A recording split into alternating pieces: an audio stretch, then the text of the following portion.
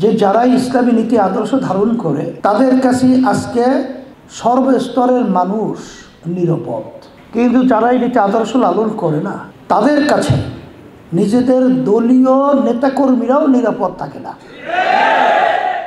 শুধু তাই নয়, এমনকি তাদের কাছে দেশের অর্থ, এমনকি হুব্বুল ওয়াতান মিনাল ঈমান, ঈমানের একটা অংশ দেশের মহব্বত, জন্মভূমির মায়া, এটা পর্যন্ত সেই মানব নামক পশুদের কাছে সেটার চেয়ে বিদেশি তাদের প্রভুদের আধিপত্য তাদের কাছে অনেকটা গুরুত্ব পায়। এটাই হলো আমাদের বাংলাদেশের ইতিহাস।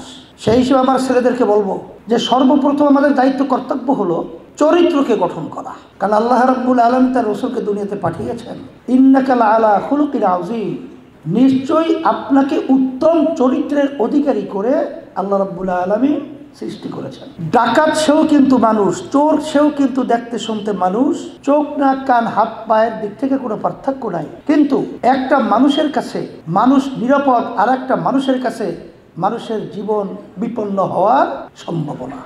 তা ঠিক আজকে আমাদের বাংলাদেশ 53 বছর যারা দেশ পরিচালনা করেছে ইসলামী নীতি আদর্শ এটাকে বাদ দিয়ে তারা যে নীতি আদর্শ ধারণ করেছে, এর মাধ্যমে আমরা দেখেছি যে দেশটাকে মানুষের দেশ বলা যায় না, পশুর চেয়ে অনেকাংশে এদের চরিত্র খারাপ হয়ে গেছে।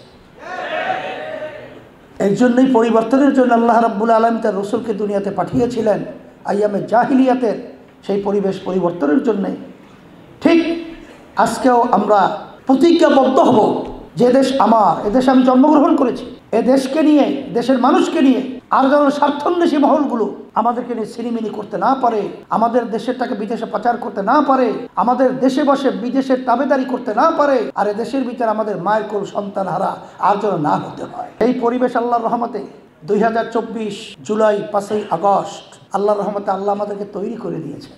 এখন যদি আমরা এই পরিবেশকে কাজে লাগাতে না পারি, আল্লাহ রাব্বুল আলামিন তো দিয়েছেন, কিন্তু আমরা যদি কাজে লাগাতে ব্যর্থ হই তাহলে আল্লাহর কাছেও আমাদের জবাবদিহি করতে হবে, আর ভবিষ্যৎ প্রজন্ম আমাদের সন্তানদের কাছেও আমাদের ইতিহাস কলঙ্কিত ইতিহাস রচিত হবে। এই জন্য আমি ছেলেদেরকে বলবো, আজকের যুদ্ধের মাঠে স্বার্থান্বেষী মহল ওরা নেমেছে আজকে ক্ষমতার চেয়ারে আসীন হওয়ার জন্যে, আর আমরাও যারা দেশপ্রেমী ইসলাম প্রেমিক রয়েছি আমরাও যুদ্ধে নেমেছি আজকে মানবতার মুক্তির লক্ষ্যে, দেশের কল্যাণের লক্ষ্যে, ইসলামের একটা বৃক্ষ ইসলাম নামক গাছটাকে এই দেশের মধ্যে মজবুত করে গড়ে তোলার লক্ষ্যে। এখন এই যুদ্ধের মধ্যে যদি তোমাদের কার্যক্রমটা দুর্বল হয়, তোমাদের দৌড় যদি গতি ধীর হয়, তাহলে তো আল্লাহ মাফ করুক, এই সুযোগে না জানি ওই স্বার্থান্বেষী মহলরা আবার ওই ক্ষমতার চেয়ারে বসে আবার আমাদের এই বাংলাদেশকে অশান্তি করবে এবং আমাদের বাংলাদেশে অশান্তির আগে ধাউ ধাউ করে জ্বালাবে। এটাকে আমরা হতে দিতে পারি? তা যদি নাই পারি, তোমরা দেখেছ ছাত্রদের ইতিহাস, তামাম দুনিয়ার মধ্যে বাংলাদেশের মধ্যে যত উত্থান পতনের সবচেয়ে বড় ভূমিকা ছিল ছাত্ররা।